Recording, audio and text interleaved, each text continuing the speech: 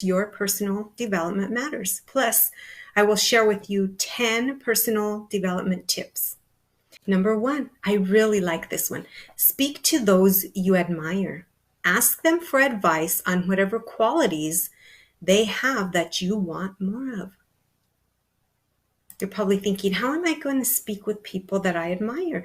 A lot of us admire people that are in, a different status than we are. And maybe we don't think that we can reach out to them. But remember, there are email contacts that you can get in touch with people and give that a shot. Look, social media is a great way to get in touch with people. Believe me, I have sent out some messages to individuals and they didn't get back to me right away, but they did get back to me, many of them. So it's exciting to know that now we're in the age of connection. We can speak to people all over the world in minutes, whether it's by phone or by email or chat or video conference, it's possible. All right, number 2, spend time creating new positive habits. These habits will be the foundation to your success. We just talked about these habits. If we don't implement some really solid habits into our daily lives, you're going to end up like me in a mess. I mean, there's no other way to put it, because it is our habits that happen every day because they're in our subconscious mind. After a while, you don't even have to think about it. You just get up and your body does it. Go take a shower, go make that coffee. You're going to drive to work. You follow the same path every day. You come home, you take off your shoes, you should sit on the same chair, you watch the same TV program, you go to bed at the same time. Do you see what I'm saying? So things can't change unless your life changes. Those habits have to change. Number 3, strengthen your mind to improve your analytic skills by playing strategy games. Now, I think this has been a wonderful time for people to pull out the board games and start playing some chess and some cards and different games like Monopoly or whatever you like to play, because you have to think a little bit more. So those are great ways to develop that problem solving, because you have to be thinking ahead, right? Number 4, surround yourself with positive people who have similar goals as you. Remember what they say, that you end up being about what the 5 people that you hang out with are. Your income level ends up being the same. Your thoughts end up being the same. Your mood and everything. So try to really surround yourself with a positive vibe tribe is what I like to call it. All right. The next one is number 5. Tap into new wisdom every day. Read a book, listen to an audio, watch a video. I've talked to you guys tons of times about this, and why it's so important is because it's out of your routine. A new book, a new video. Sure, I'm sure you like that YouTube video that you've watched 10 million times, whether it's a workout video or just one for fun. But it's the same. It's routine, it's habit. So change it up a little bit. Really try to do something different. Yeah, you can throw that one back in maybe every 3 or 4 or 5 days, but try to do something new every day, whether it's a new book, even if it's a new quote that you write down in your journal. Number 6, to get another perspective, ask for feedback from friends and family. This is always nice because remember, we don't always see the world as it is. We see the world as we are. And so the perspective is not always that clear. And it's nice to get a new perspective. So don't be afraid. Make sure that you're open to that. Remember, it's always nice to get that feedback. And don't think of it as criticism. Just really look at it as constructive criticism. Okay? All right, number 7.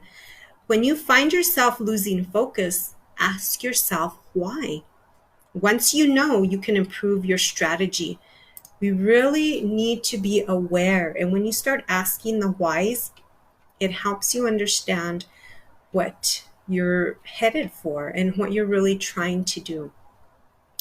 It's nice to know that you can be at a point where you can really stop and say, you know what? Why am I not focused? Am I bored at this moment? Am I hungry? Am I tired? Am I stressed? You know, that's why journals are so great. You don't have to have a whole fancy journal. I have notepads that I keep on my desk. And if I need to write out something, that'll be my journal for the day. So don't stress. All right, number 8. Write to yourself to help overcome any lingering doubts or issues you're still holding on to.